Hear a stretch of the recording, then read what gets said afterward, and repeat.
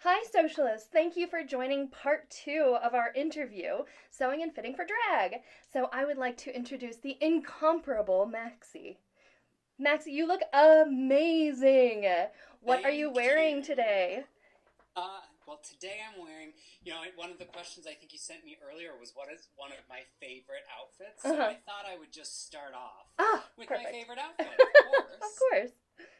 This one, I'll see how much we can get on the screen, but, as you can see, she's quite embellished. Oh my You need gosh. the finest of Swarovski glass, It's you know, beautiful. complete with some gloves and, coordinating cuffs. Cool. But she is a rather What? Wait, oh, can we see? Oh, I almost want to stand up on something now. Let's see if we can get. I mean, it's not worth anything if you don't catch the waist. Exactly. Wow, look at that silhouette. That is beautiful. Did you make the corset as Thank well? you. I did. Ah, I so did. One cool. of my favorite things to sew, of Of course. course. That's awesome. So can you walk me through a little bit more about your shoulder pads and all the is everything detachable or is it what's one piece? Right. Well, one piece is the unitard, like the leotard underneath. Uh-huh. That's all one. I do have shoulder pads that I made to kind of help fill out these, linebacker Yeah. shoulders. Kind of mask, a triangular silhouette. Uh-huh. And then, of course, the corset, which this one is an easy zip front corset because I like it to be an easy on and off when I'm backstage. Right. And then, yeah, that's kind of it. Well, the gloves detach. They were a full sleeve, and I realized how difficult that was to Oh. get your fingers in a full sleeve glove. So I just cut them off Uh-huh. and made separate gloves. It was much better. Oh my gosh, that's beautiful. I've made gloves once before. Only once because it was a nightmare. How did you find it? Yes. I did the good old fashioned, the good old school trick of, the turkey hand drawing. Mm-hmm. You just lay your hand down, trace around it, and it's a two-piece glove. Oh, I did not seam around the thumb. None of that. so that was my mistake is doing For my purposes, two pieces work out just fine. right. Oh my gosh. Well, I love this. It's so amazing. I feel like I'm Thank gonna get a tan. you. Yeah, there are chances the UV radiation coming back at you might be dangerous. Oh, so tell me about your total look. Like, are you known for a certain aesthetic? I think I am known for wearing Uh corsets. huh.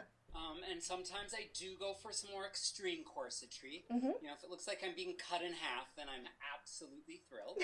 Uh, but beyond that, I like the large shoulder. I love to show a lot of leg. You got to capitalize on your assets. Right. So make the behind big, get the bosom in their face. The rest of it, is gravy. Yeah, that's amazing. Do you ever cater your look for specific theme shows, or do you kind of work within your personal aesthetic to work towards that? Sure. Well, I mean, your personal aesthetic always comes into play. Mm-hmm. But, sometimes there's a little bit more of a costume, like cosplay type look that I might go for where I'm going to alter completely where I would normally go from a silhouette standpoint. Uh huh. Oftentimes the music is a huge inspiration, and you want to tell a story through not only your performance, but also through the costuming. Right. So that'll come into play. You might want to be a little bit more demure. You might want to be more vampy. Mm-hmm. And I also like to do costume changes during a number, so I always have to plan how are things going to layer, because one of my pet peeves on stage is if you see someone come in a costume and you can tell there's a costume change coming, then Oh. I'm Uh just huh. like, tick, tick, come on, what's underneath? When's this going to happen? That I don't Katy care about Perry your, like stripping yeah, I off the don't care about cupcake. your oversized scrubby coat. Right. I want to see what's under. So I like to start with you don't necessarily see it coming. It's a cute outfit before, and it's even better after. Ooh, I When I'm drinking a little wine because I can't do sewing without wine. I'm right there with you. Cheers. Cheers to you. So tell me a little bit more about your kind of standard act and how you incorporate costume elements. Is that more like, do you ever have like huge capes or tell me all about it? Yeah, it definitely. one of the things I have to think about too when I do my drag is I often am traveling from home to the club. I don't have a club where I can just keep everything. Mm-hmm. So if it doesn't fit in a suitcase and doesn't come out fairly wrinkle-free, it might not be a great choice for me. Right. So oftentimes my costumes are a little bit more compact and a little bit easier to travel with. Mm-hmm. Sometimes I like to throw on a cape or something bigger, that will kind of train behind me. But those things are kind of a beast when it comes to, wrinkles and ironing and making them look show ready. So they don't oftentimes make it in my repertoire. But like I said, I like to tell a story through the number, so I'll let the song really inspire me. What's the story there? What's the journey we're on? And through that is where I'll plan, what a silhouette looks like at first, and then what that costume change moment is, and then what it looks like after, and certainly planning that costume change moment. I can't be fumbling around on stage. It's got to happen fast, and I think fairly unexpectedly. So I like to kind of surprise the audience with that. It has to be a good reveal. I think it has to be a great reveal. Oh, that's awesome. So you are wearing your favorite outfit. We've covered this topic. Can you show us some more of the pieces that you are most proud of? I want to dig around in your stuff and look at it all. I mean, half of it's in boxes right now, but I did pull out a few of my favorites. So let me just pull the chair away. Okay. One of my all-time favorites, and actually is part of the costume reveal for this, is my studded pink satin jacket. So it's a motor. It's like, let's just put it on because I can't zip. Yes, please. That is so fab. But it's got a little fringe, a lot of rhinestones. Oh my gosh. Yeah, some spikes. If I can get it over the shoulder pads. There we go. Wow. All done. I can't see below my breasts, so I don't know where the skirt is. You know what? I have the same problem. Yeah, I will say, quarantine certainly has done a number on the silhouette. Oh my gosh. She's got a little fringe. I love that. So, then that's paired with a little fringe peekaboo or cage skirt, I guess you would almost say. Oh, cool. If I can get it out here. So then this would go on the bottom. What? And then they sort of don't really see what's coming underneath this. Right. And it's quick and it's easy to change out of. Mm-hmm. You can do that right on stage and it's not a big deal. So that's one of my favorites. One of my others. I think I showed you a photo of this. Yes. My Wonder Woman. That is so when I so say beautiful. cosplay, she is very special. Lots of special attention. Well, lots of wrinkles. Lots of special attention paid to, the lines and, making sure that the corsetry looked tough and could hold up. And then the skirt and a little lasso. That's so cool. Is that real leather or PU? That one is PU. That's a mix. The skirt is real leather, and then the bustier is PU, but I'll mix them. It's, I'm not afraid of either one. Right. What I really like about it is that, you can cut the edge and just leave it. Mm-hmm. If I can get away without finishing an edge, God bless me, that's the best. Which brings me to one of my other favorite costumes. Now, this one's made of scuba. I feel like I'm a bit of an ice skater in this one, so I'll pull the skirt out. Separates aren't just for real girls. I've got the top here with a little rhinestone embellishment. That is beautiful. Beautiful little pleated skirt that goes underneath. Love that. Look at that volume. Oh, yeah. She's nice and big. Awesome. So, that's another one. Let's see. One more great favorite outfit. This one. Let's see. Oh, I love this one. This one I added some little snowmen onto it recently. She's sort of a little house coat, a little, Barbara. No, I see. The little Olafs at the bottom. Who's Leave It to Beaver's mother? June Cleaver. June Cleaver, there you go. June Cleaver silhouette. But yes, they have little Olafs in them. I did a little winter number, actually quite a while ago, but... My daughter would freak. She loves... Yeah, that's amazing. So yeah, those are just a few of my favorites. Oh my gosh, that's so brilliant. So now that I'm seeing everything like in person, Right. talk to me about how your embellishment goes. Are you bringing that stuff upstairs and watching TV while you're gluing, or are you staying in your craft area, or tell me. Well, now in the new setup, I'll probably stay down in my crafting area. In my old place, it would definitely make its way in front of the TV. Yeah. Enough E6000 for I could glue myself to a wall. Really. But yes, I use a lot of E6000, a lot of rhinestones, and I like to mix. I do spend quite a bit of money on the Swarovskis, but I also think a few glass and even some plastic or resin rhinestones mixed in there, it all adds to the effect. There's no wrong way of going about it. And you want to hear that I was thinking about tips and tricks. Yes. Things you may not know. So 2 things I use: parchment paper and Q-tips. Really? So the parchment paper, lay down on your surface. It's more than likely that the glue is going to leach through your fabric. And oftentimes I'll use like a finer netting or a power mesh. Then you can glue and it peels right away from the parchment paper. Doesn't stick to the garment, doesn't stick to the glue. That's brilliant. That I love. And then rhinestones are very easy to apply with Q-tips. I'll wet the end, and then you can pick them up and just place them with the Q-tip. Wow. Right? That's awesome. You don't have to spend money on those fancy utensils or tools. That's great. I'm sure one of these days I'll be asked to make a costume bedazzled, so thank you for that. Yes. Oh, that's so awesome. Do you have anything from when you very first started performing? You had sent me some photos, and it was really cool to see the evolution of your look. There. Yeah. Well, as you saw from some of my earlier photos, I didn't wear a lot of clothing.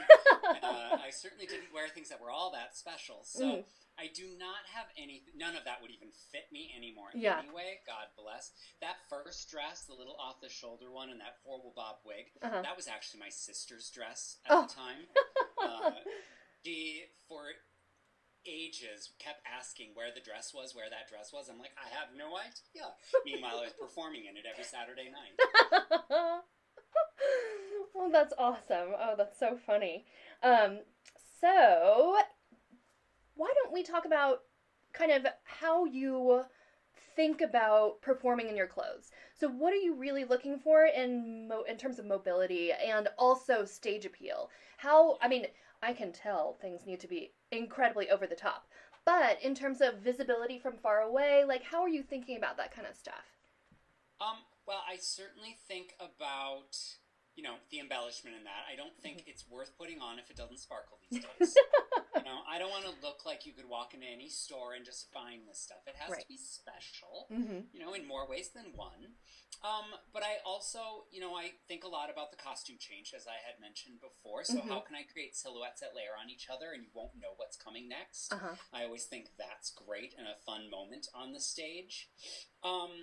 When it comes to mobility, oftentimes, if you can do this above your head, you've got a great costume. And not all of my stuff I can do that, so I plan accordingly. Don't need any choreography with some big arm waves if you can't move them above your, right. But I'll think about things like that, especially if I'm designing for others. If I'm designing for myself, I can accommodate and know what something can do. But if I'm designing for other people, I want to make sure that they get a good range of movement. If they're dancers, make sure that it's not going to get in the way or obstruct them from doing a lot of the things that they do. Certainly corsets are a little restricting, so I don't often recommend for some of the big dancers. But, since I'm more of a walker on the stage, sometimes I walk with intention, sometimes with speed, but rarely do I dance. So I can get away with things that are a little bit more restricting. Right. So when you're fitting then, are you making those movements? Are you fitting with the shoes that you're going to wear? Are you like, this is going to sound incredibly boring by comparison, but when I fit denim, we always sit and squat and walk around and make sure that you can actually do the things you're going to do in jeans. But jeans are boring, so tell me about what you do. Yes, well, of course, like anything, so many things, so many factors come into play, and you've got to make sure that you can do what you feel like you would normally do in it. Lord knows I've cut pieces with two-way stretch and realized I didn't have anything, lengthwise to give me so I could sit or move around more comfortably. Certainly wearing shoes with longer pieces is key. I think we've all cut a skirt or a dress and didn't have our heels on. And then all of a sudden we've got an awkward cocktail length dress when we wanted a gown. Right. So you have to get creative there. Some ruffles have oftentimes been added to things. But yes, I try to make sure that I wear the shoes if it's something that's longer. Range of motion I keep in mind. I'm trying to think some other things that I keep in mind. Obviously stretch. Oh, and then whether or not I can clean it is always a big one. Yes. Or how to clean it. I would love to say that I walk in smelling fresh as a daisy and I walk out the show smelling the same. But, we keep some Coco Mademoiselle in the bag for a reason. So making sure that the garments can be washed, that the fabrics that work together one doesn't shrink more than the other, or hopefully they don't shrink. Washing them beforehand. When you use a lot of the E6000, the glue, you can't dry clean your things. Oh, I didn't realize that. Make sure that, if it's going to have all that, you can wash it. I make things for a lot of friends that tour quite a bit of the world with their costumes. So not only do they have to pack well, be wrinkle-free, but they have to be able to throw them in any washer or dryer. And, have it come out looking just as good as it went in. Wow. That's so much to think about. Which brings me to, I'm looking at you and looking at some of these costumes, and it seems to me like an equal amount of wovens and knits for various purposes. But, thinking about things that are wrinkle-free, do you tend to float more towards the knit world for that reason, or? Not necessarily. Okay. Polyester is a girl's friend these days. Not much on me as a natural fiber. Not much on me as natural at all. So, oftentimes knowing a lot about fibers and the fabrics and fabric construction is helpful. So polyesters are my friend. Even nylon can be good, or at least things that release a wrinkle easily. I have a few pieces that are cotton and they're a nightmare. Like, why did I do that to myself? Right. I get to the show and I'm like, I'm not going to wear this. But then, some lighter fabrics work well, like chiffons and that tend to release wrinkles pretty easily. High stretch, like swimsuit fabrics, similar to this. A wrinkle doesn't hold, or it stretches right out when you're wearing it. Right. What I like about corsetry, or even like the jacket that I had on before, is they're fairly rigid. They don't, move a lot, so that I can fold them up quite easily, or roll up a corset, and I don't have to worry about it wrinkling or coming out of the bag looking half worn. Right. So, how many times has it happened that you've worn something on stage and realized that you need to make some changes? Or by the time it's on stage, is that kind of like, that's it. This is how she is. Yeah. Rarely does a costume make its way back under the sewing machine needle. That's for sure. Oftentimes what will happen is I'll wear it once, it didn't work out the way I thought, and it goes in the trash, or I sell it to some other gullible girl. But usually if I really love it, then it's worth it if there was something that didn't feel right. And oftentimes it's not about the visual, because I don't get to see myself on stage, but I'll feel it and I'll know something's not right.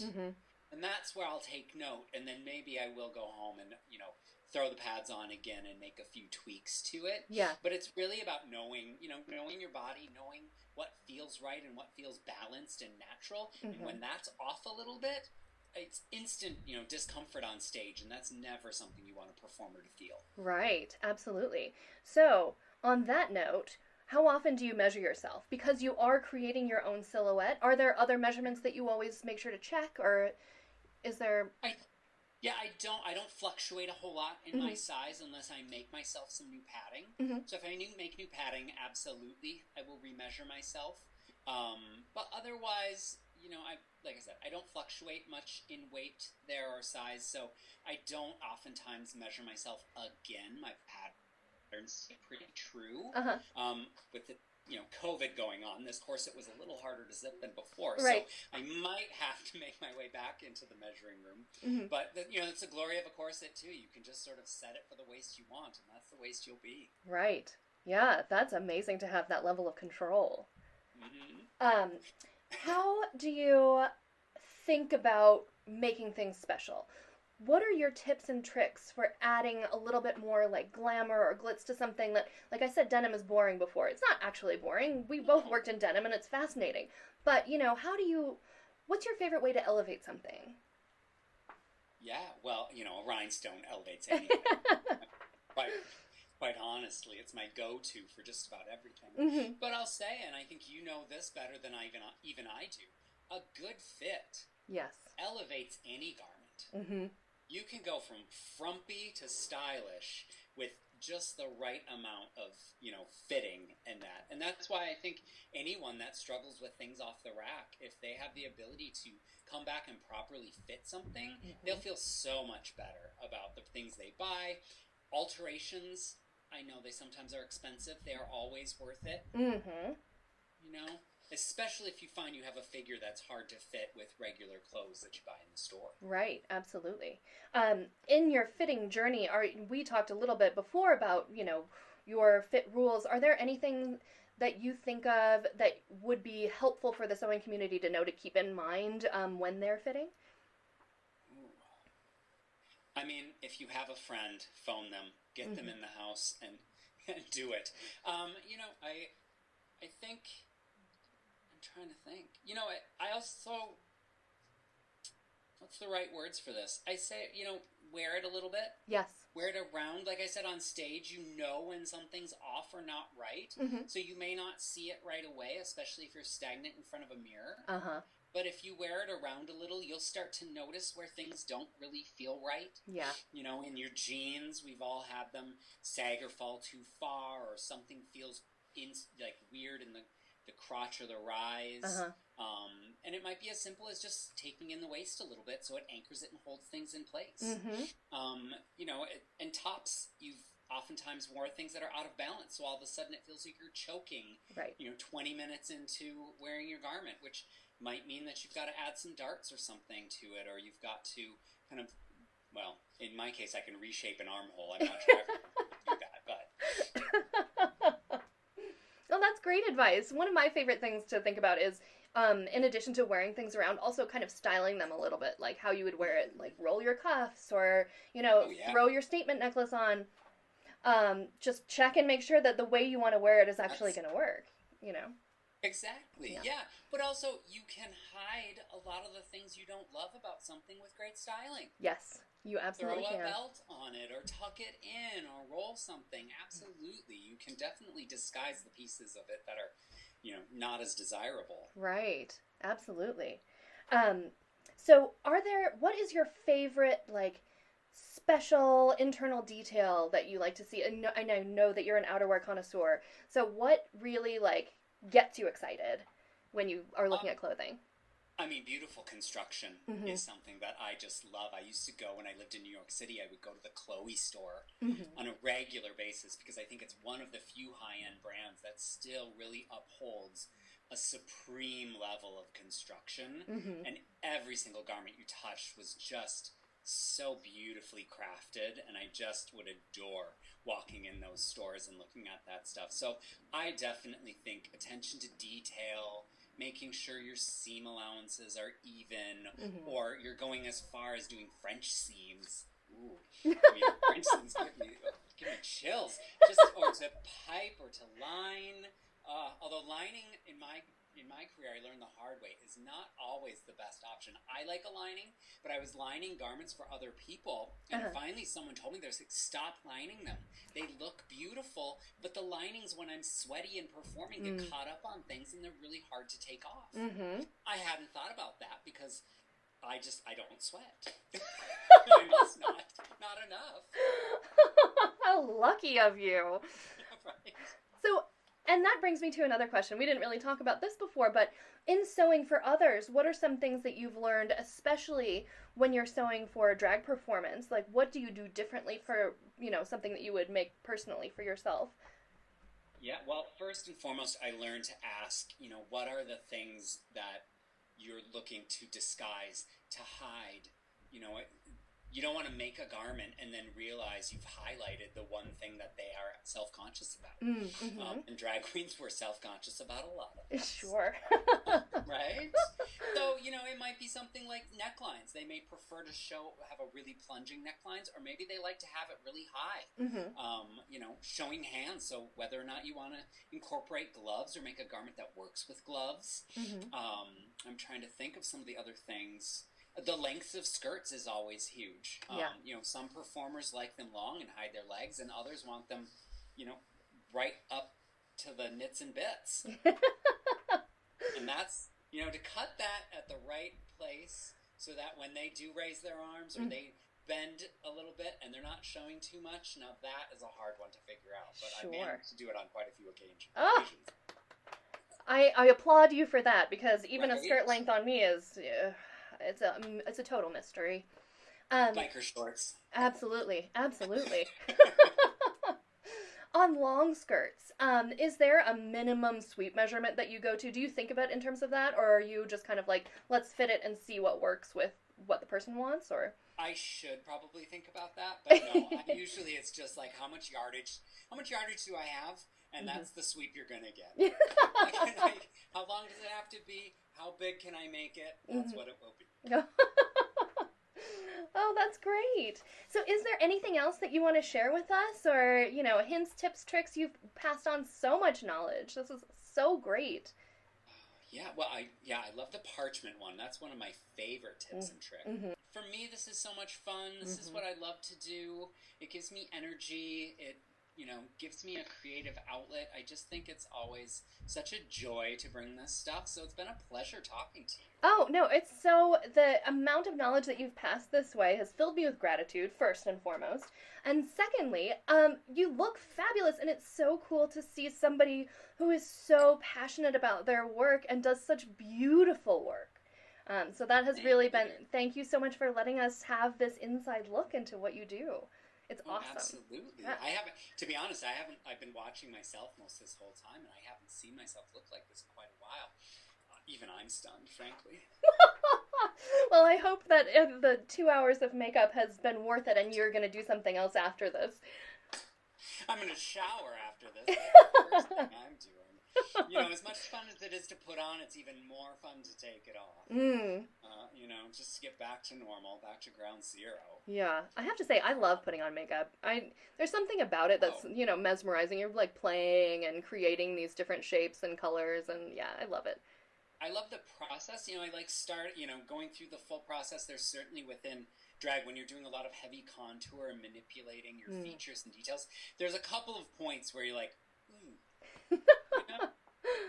maybe we should start over, but no, you just tunnel, you head on through it, and usually it works out pretty well at the other end. I'm always happy to see it when it's done, and then I'm happy to see it go when I'm done with the night. Do you ever, so you mentioned that you don't see yourself on stage. Do you ever record your performances to, see what worked and what didn't, or, check something out? I have from time to time. Oftentimes it takes having another person to do that for you. Yes. Which, frankly, I usually like to go to the club alone, and I like to leave the club alone. But yeah, I have, and oftentimes I just get so enamored with watching the performance, I don't always pull apart the things that I didn't like, to be honest. But again, I try to be very self-aware when I'm on stage, very in tune with what's happening. So if I do start to feel uncomfortable or something doesn't feel right, then I know to, go backstage and take an extra look at what was going on, or if something, didn't hold together the way I thought it would. So I don't oftentimes record it or look at it too much. Right. Have you ever had any costume disasters? Oh God. I've had things fall off. I've had stuff break.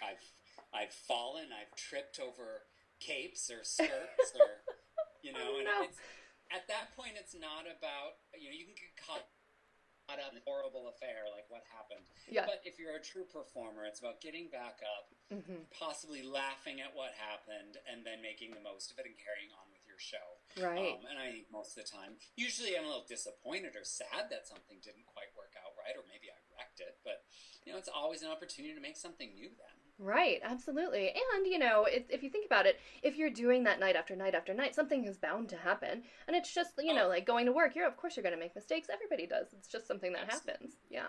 Absolutely. You know, if you're a server and you haven't dropped a dish, well, you're not really a server.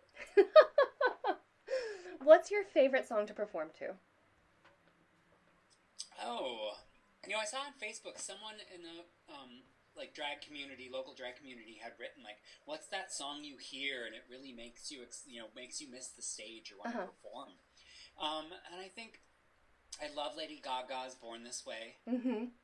You know, obviously it's a beautiful message, but it's just a great song. And then I have a mix that starts sort of country and then goes into the regular pop version. Uh-huh. So it's fun to play with personas through that one. You come off a little bit more, that's where the pink fringe jacket comes into play, and then it leads into this. I was going to say, it gave me Dolly vibes. Oh, It really did. oh, Dolly Parton. I just watched her Netflix special. It's amazing. Oh, I haven't seen it yet. I can't wait. She's Oh, such a good. wonderful person. Oh, such an inspiration in so Mm-hmm. many levels. Yes, absolutely. Yeah. Well, awesome, Wayne. I'm Maxi. Wayne, Maxi Wayne. I was going to ask, is Maxi a singular name, or is there more that goes to it? No, it's a singular name. I'm not a part of a house. I'm not part of a family. She's her own woman. I also figure if celebrities like Cher or Madonna can get away with one name, why can't I? Absolutely, absolutely. Well, thank you so much for sharing with us all of this wonderful wisdom. And it is so cool to see this. And you're so beautiful in this persona. It's awesome. I could sit here all day if you're going to talk to me like that. Honestly, I would love to, but I've got to go back upstairs to the brat. So. I hear you. Well, thank you so much for having me. Thank you for letting me interview you. This was so awesome. Yeah, thank really appreciate it. Awesome. Thank you so much again. I really, really appreciate it. All right. This Thank is great. you. Good to see you. You too. Bye. Bye.